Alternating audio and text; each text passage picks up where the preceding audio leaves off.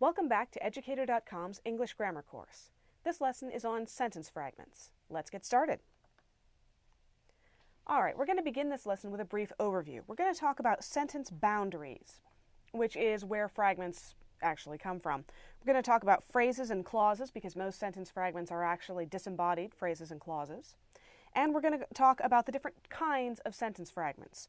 The ones that are a subordinate clause, ones that have a missing subject or verb, ones that have a missing subject and verb, and fragments used for effect. There actually is a way to use fragments correctly, and I'll show you what it is. All right, sentence boundaries. Sentences need boundaries. They need punctuation and other techniques to break thoughts down into easily digestible chunks. Humans are easily distracted. We need ways to put our language into little bits so we get it. When there are too many boundaries, sentences end up as fragments. We've broken them down into pieces that are too small, which is where we get the word fragments. When there aren't enough boundaries, sentences end up as run-ons. Now, we're going to cover run-ons in our next lesson, but I thought I'd introduce the concept here just so you know there is the other end of the spectrum. All right, we're going to talk about the difference between a phrase and a clause because they make two different kinds of fragments and you fix them in different ways. A phrase does not contain both a subject and a predicate. Now, you remember from our lesson on sentence structure that the subject is whatever's performing the action and the predicate is the action they're performing. A phrase is missing one of those, possibly even both. It may contain one or the other, or it may contain neither of them, but it never ever has both. So we have things like to the store, which is a prepositional phrase. It has an object, but no subject, no predicate. We have sleeping soundly, which is participial, but no subject. We have once upon a time. Once again, we have an adverb and a prepositional phrase, but no subject, no predicate. And without saying a word, another prepositional phrase. Now, a clause, unlike a phrase, contains both a subject and a predicate. And there are two different kinds of clauses. There's an independent clause, which expresses a complete thought and can stand alone. So in this case, I went to the store is an independent clause. It could be a sentence all by itself. It has a subject, I. It has a predicate, went to the store. It works perfectly well as a sentence all by itself. It's independent. It doesn't need anything else. A dependent or subordinate clause, we use both names in English, unfortunately, cannot stand alone. It depends on another clause to do this. It begins with a subordinating conjunction or a relative pronoun. Now, you'll find those covered in our lessons on conjunctions and pronouns, respectively. But for right now, all you need to know is a dependent or subordinate clause depends on something else to work. So, while I was at the store. Well, that could be part of a grammatical sentence, but you can't just walk up to someone on a subway platform and say, while I was at the store. They'll look at you like you're crazy. Ditto if you say, who likes to go shopping? Especially if it's not a question. Who likes to go shopping? You're just going to say, who likes to go shopping? It's a fragment. It's kind of random. It's got a subject, who, it's got a predicate, likes to go shopping, but it really doesn't make a lot of sense by itself. All right, take a look at these examples. See if you can figure out whether each line is a phrase or a clause, and decide whether each clause is independent or subordinate or dependent. Freud divided the mind into three levels: the id, the ego, and the superego. The id is the most important part of our personality, because it allows us to meet our basic needs. Take a good look, pause the video if you need to. And here we are. Freud divided the mind into three levels. That's an independent clause. We have the subject, Freud, and we have the predicate, divided the mind into three levels. There's nothing in it that requires any other part of the sentence to make it make sense. Now we look at the id, the ego, and the superego. That is actually a phrase. It doesn't have a verb. It has a subject, a compound subject, in fact, but it does not have a predicate or a verb of any kind. Now, the id is the most important part of our personality. That's also an independent clause. It has a subject, the id, and a predicate is the most important part of our personality, because it allows us to meet our basic needs. That is a dependent clause. It does have a subject and a predicate. It and allows us to meet our basic needs. But you see that because? That is a subordinating conjunction, so we know that this is a dependent clause. All right, so now that we've gone over all these phrases and clauses and we're talking about why they're not sentences, what is a sentence? Let's review quickly. A sentence contains at least one independent clause, so it contains both a subject and a predicate, and it expresses a complete thought. So, I went to the store today. That's a complete thought. It has a subject, it has a predicate, it makes sense. A sentence may include more than one independent clause, as well as one or more dependent clauses or subordinate clauses, and one or more phrases. Let's look at an example. I went to the store today. All right, we know that that is an independent clause. With my sister, we know that that's a phrase, in fact, a prepositional phrase. Who loves shopping? That's a dependent clause. We had a good time. That's an independent clause. So it's a perfectly grammatical sentence, and it has all of these pieces in there. The trouble is when these pieces show up outside of a sentence. All right, when a sentence lacks a subject or predicate, or both, or does not express a complete thought, it is a fragment. It's a broken off piece of a sentence. So, you might have seen this on postcards. Thinking of you. Well, it's a nice sentiment, except it doesn't have a subject. Who's thinking of you? We don't say. This is the problem. Except for the thinking part. Oh, well, that's kind of snide and also a phrase. And the part about you. That's another fragment. None of these could stand alone as an independent thought. Now, let's look at the different kinds of fragments. Sometimes a fragment is a subordinate clause. It has a subject and a verb, but it doesn't express a complete thought. So, in the sentence, in the futuristic society of Brave New World, everyone is happy. Perfectly good sentence. Because they all take a drug called soma. Well, that's a subordinate clause. There's that subordinating conjunction because again. Now, they all take a drug called soma by itself could be a sentence. It has a subject, they, and a predicate, take a drug called soma. But because we've got because right there, it depends on something else, and it can't sit by itself. So, how do you fix that? Well, to fix this, you attach the subordinate clause to an independent clause, or you make the clause independent. What does that actually mean? In the futuristic society of Brave New World, everyone is happy because they all take a drug called soma. Well, now we've just made it one big happy sentence. So this dependent clause, which is so needy and dependent and needs something else to make it happy, well, now it's got that independent clause to make it happy. It's part of the family, it's part of a sentence, it's no longer a fragment, we've glued it onto something.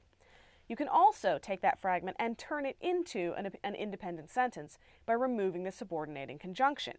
In the futuristic society of Brave New World, everyone is happy. End of sentence. They all take a drug called soma. We got rid of the because. It's no longer dependent. It's an independent clause because it has a subject and a predicate. That's what a clause is. And now it makes sense, and we don't have any more fragments. All right, well, that's not the only kind of fragment. Sometimes a fragment is missing either a subject or a verb. These phrases are often participial phrases, or the second part of a compound predicate separated from the rest of the sentence. And again, it's a part of the sentence that stuck out and broke off. Believing that happiness means nothing without unhappiness. Bernard rejects soma. Well, Bernard rejects soma is a perfectly good sentence all by itself, but what's this believing that unhappiness means nothing without believing that happiness means nothing without unhappiness? Well, that believing is the participial form of the verb believe, but we have no idea what the subject is. We have a verb, but no subject. Who does the believing? We don't know. So, we have a fragment. How do you fix it? Okay, to fix this, attach the phrase to an independent clause or add the missing element. So, we could tack it onto this working sentence, Bernard rejects soma, and say, believing that happiness means nothing without unhappiness, comma, Bernard rejects soma. You could also change it to say something like, Bernard believes that happiness means nothing without unhappiness. And then to avoid repetition, you would say in the next sentence, he rejects soma. Either one would work perfectly well. We either add the missing element, add a subject, or we tack it on to an independent clause and make a bigger sentence. All right, sometimes a fragment is missing both a subject and a verb. It's missing both. Man, some days you just can't win. This kind of fragment can be any sort of phrase, any kind of piece that broke off the sentence. In Bernard's world, everyone is predestined to be happy through genetic engineering and psychological conditioning. Well, here's our problem. Through genetic engineering and psychological conditioning. It doesn't have a subject or a verb. It is, in fact, one long prepositional phrase. Through is a preposition. Genetic engineering and psychological conditioning is the object of the preposition. So, what do we do? To fix this, attach the phrase to an independent clause or add the missing elements. So we could say, in Bernard's world, everyone is predestined to be happy, no period, no end of sentence, no punctuation, no nothing, through genetic engineering and psychological conditioning. One long sentence. Now it makes sense. All right. Now, here is the point where you actually get to break the rules. Writers may deliberately use fragments for effect. Okay, this is one of those when you understand the rules of English well enough, you learned how to break them. But you have to know the rules before you can break them or you just make a mess. So, writers may use fragments for effect, for emphasis. They may use them for transitions or to answer a question. Okay, these are all perfectly legitimate uses of fragments if you know what you're doing. If you don't do it.